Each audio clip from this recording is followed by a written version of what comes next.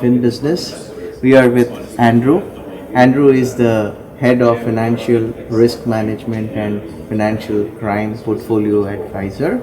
Let us try to know straight from him at Cybos. Welcome, Andrew. Excellent. Welcome to Fin Business. Thank you. It's a real pleasure to be here. Thank you. Great. So, Andrew, we have been hearing a lot about the new trends that are happening in the financial crimes, and with every new innovation that is coming into place, the kind of frauds that are multiplying. So, what are the recent trends that you have been seeing in the area of financial crimes? It's a really interesting question because, you really identify an interesting development in financial services globally, and that is really the only thing that is accelerating faster than technology itself is the expectations of consumers, and in this particular case the expectations of consumers in financial services with respect to their products. So things happening more real time, more seamlessly. There are new innovative products, innovative technologies, so that exposes really a number of great new products to consumers of financial services, but also introduces additional risk. And I'm focused on the areas of understanding financial crime risk in that particular context, and that means we're looking at things like how we manage financial crime needs to be done in a real-time way as products are being developed real-time across financial services, and we need to make sure that obviously we don't have a negative impact on customer experience. So we need to enhance customer experience through the use of security and protections, as well as making sure that we protect the financial institutions, the individuals that are customers of financial institutions and businesses in particular, and then the integrity of the financial system itself. So we're seeing a lot more trends around financial services attacks, financial crime attacks on organisations that are really looking at high-value payment systems, stealing credentials to initiate high-value payments, and then obviously with things happening more in real time in particular, how do we manage that risk in that real-time context so that we don't end up with trying to recover funds that are already lost, and we actually prevent the stealing of those funds so that we don't have to go into that situation of recovering funds. So that some of the trends we're seeing really around real-time fraud attacks, real-time attacks on payment systems and payment infrastructures themselves.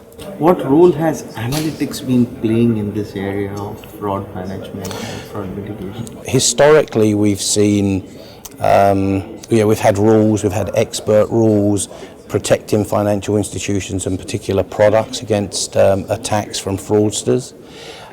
That's really led to, when volumes were lower, you were able to effectively use those expert rules, but now we need something more accurate. There are more transactions, there's more data that needs to be analysed.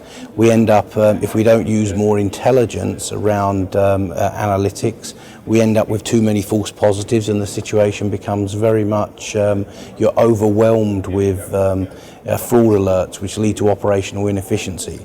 So what we've been doing in the industry is really looking at two types of use of analytics, and that is in the initial detection for financial crime, and this goes across things like fraud attacks as well as potentially money laundering.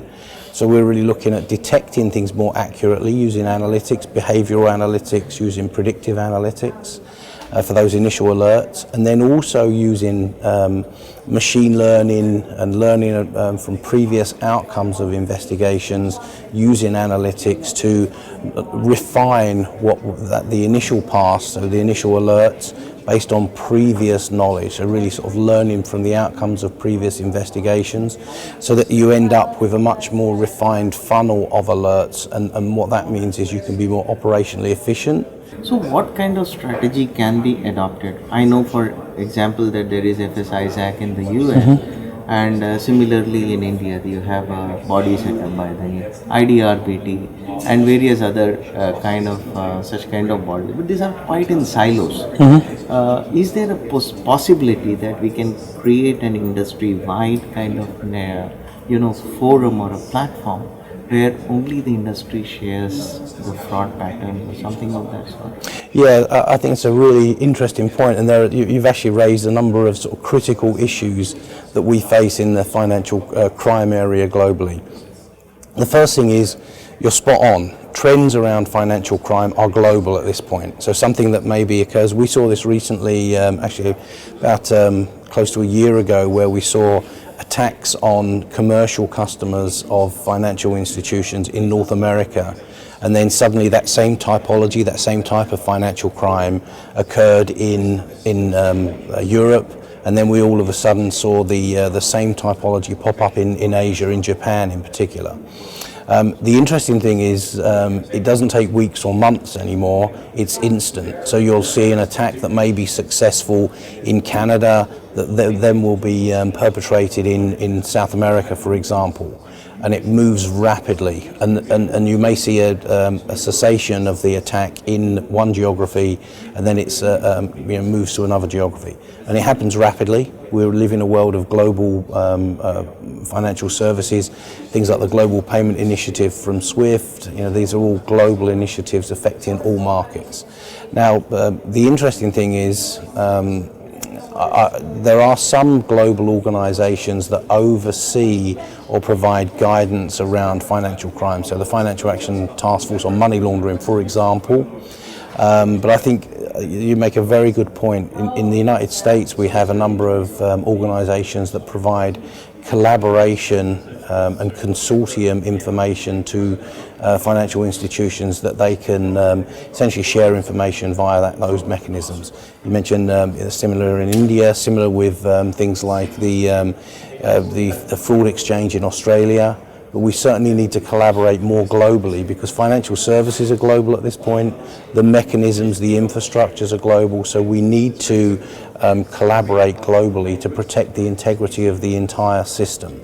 I think that is something that we'll see that could come out of an organisation like the G20 and collaboration between governments. We've seen that in one area of financial crime recently around tax evasion, and how something like the common reporting standards on tax evasion is really now a global initiative, and multiple countries are reporting, have bilateral agreements to report on tax evasion. So similar types of mechanisms could be used to fight other types of financial crime, and it certainly will bring value to the financial institutions and the global markets, which we need to protect. From a Fiserv perspective, I think you have been doing a lot of leadership activities in the area of fraud protection and financial crimes.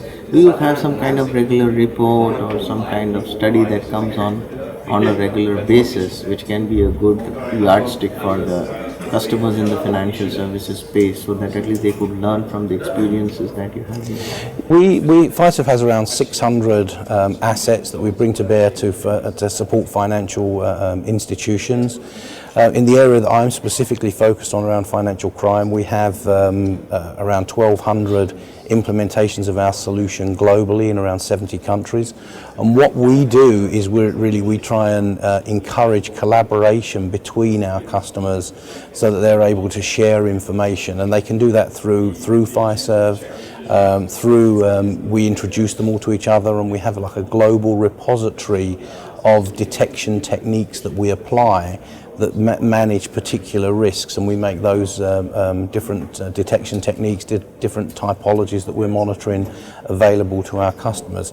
And then we try and do as much thought leadership, because we're invested in the industry ourselves as a financial services company, also as for some of the products that we offer, which are subject to certain compliance obligations.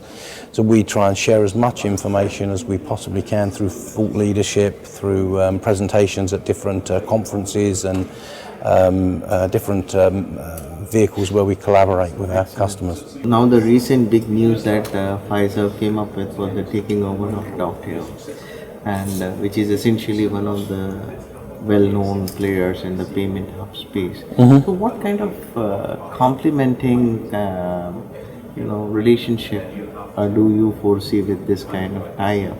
and what new capabilities does it get into the market? Recent collaboration and partnership and acquisition with Dovetail brings in some new software assets. It brings in some incredible global expertise on payment systems. It also brings to Fiserv some assets around connecting to particular settlement infrastructures and clearing systems that we hadn't had off-the-shelf solutions for in the past, and it really draws together as part of a strategy of drawing together all of our payment system assets into a comprehensive payment hub technology that we can deploy in many geographies around the world. So historically we've had been very strong in certain markets, and this makes us strong in all markets and further increases our footprint globally. So the interesting thing as well is there's collaboration and intersection between the areas that I work in, particularly around financial crime, and the assets that Dovetail brings into the Fiserv family, and really that is so we can do things more efficiently through their payment hub technology, and we can protect our customers from high value and low value payment fraud by connecting our financial crime assets to the Dovetail solutions. I think that gives a fantastic perspective about both the regulatory perspective and the financial crimes, and in the future I'm sure that a whole lot of innovations will come along to aid us into the area of protecting against this financial crime risks as well. Absolutely, it's very important for all of us and the system itself. Great.